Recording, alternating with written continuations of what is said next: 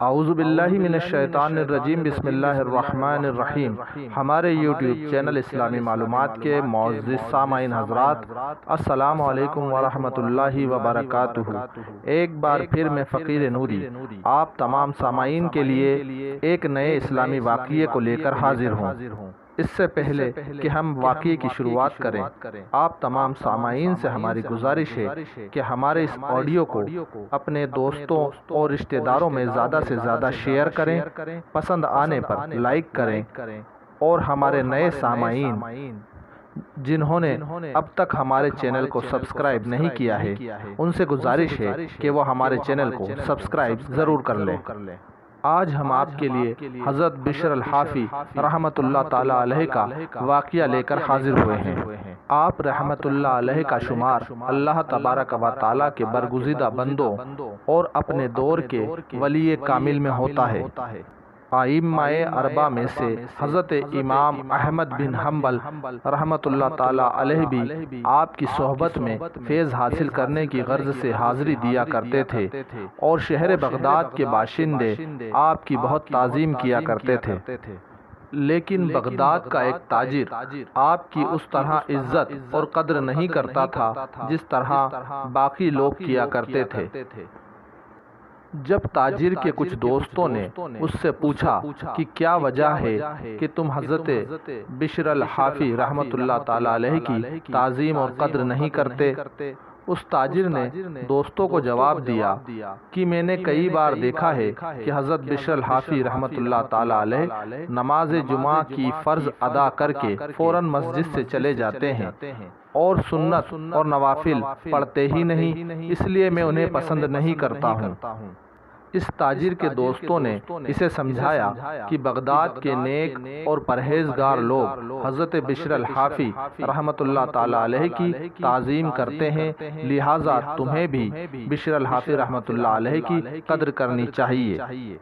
تاجر نے جب اپنی دوستوں کی بات سنی تو اس نے سوچا کہ اس جمعے کو میں حضرت بشر الحافی رحمت اللہ تعالی علیہ کو دیکھوں گا کہ یہ فرض نماز پڑھ کر بنا سنت اور نوافل پڑھے آخر جاتے کہاں ہیں۔ جب جمعے کا دن آیا تو وہ تاجر مسجد میں حضرت بشر الحافی رحمت اللہ تعالی علیہ کے قریب بیٹھ گیا، اور جیسے ہی جمعے کی فرض نماز ادا کر کے حضرت بشر الحافی رحمت اللہ تعالی علیہ مسجد سے باہر تشریف لائے، یہ بھی ان کے پیچھے پیچھے چل دیا۔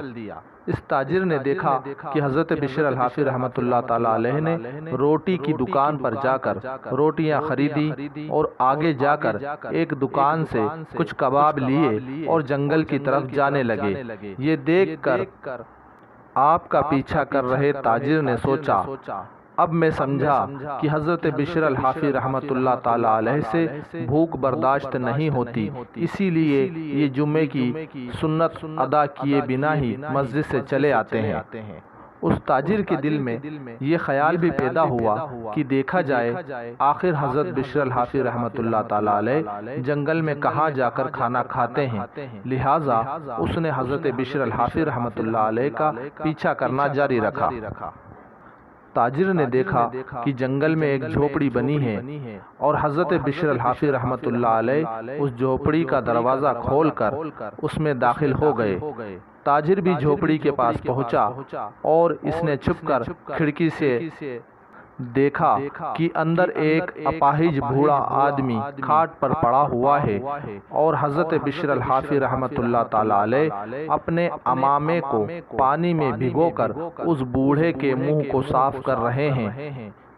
اور بوڑھے سے کہہ رہے ہیں، بابا مجھے معاف کرنا، جمعے کے دن مجھے آپ کا کھانا لانے میں دیر ہو جاتی ہے، حالانکہ ابھی مجھے جمعے کی سنت اور نوافل ادا کرنا ہے۔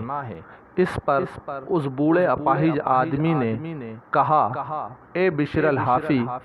تمہیں 14 سال ہو گئے ہیں میرے لیے کھانا لاتے ہوئے، پتہ نہیں اور کتنے سال اسی طرح میں زندہ رہوں، تم کب تک میری خدمت کرتے رہو گے؟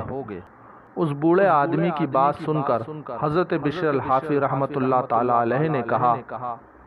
بابا جی، اللہ تبارک و تعالی نے جو اپنی مخلوق کے دل میں میری قدر اور عزت ڈالی ہوئی ہے وہ مجھے اپنی عبادتوں اور چلے کی وجہ سے نہیں بلکہ آپ جیسے لوگوں کی خدمت کی وجہ سے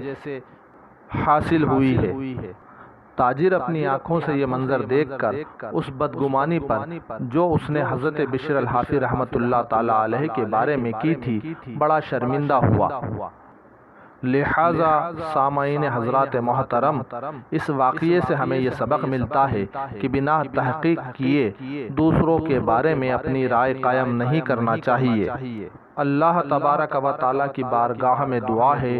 کہ وہ ہمیں لوگوں کے بارے میں بدگمانی کرنے سے محفوظ رکھے اور اپنے اولیاء کرام کی واقعات سے سبق حاصل کرنے کی توفیق عطا فرمائے۔ آمین یا رب العالمین۔ استغفر اللہ ربی من کل ذنب واتوب الیہ۔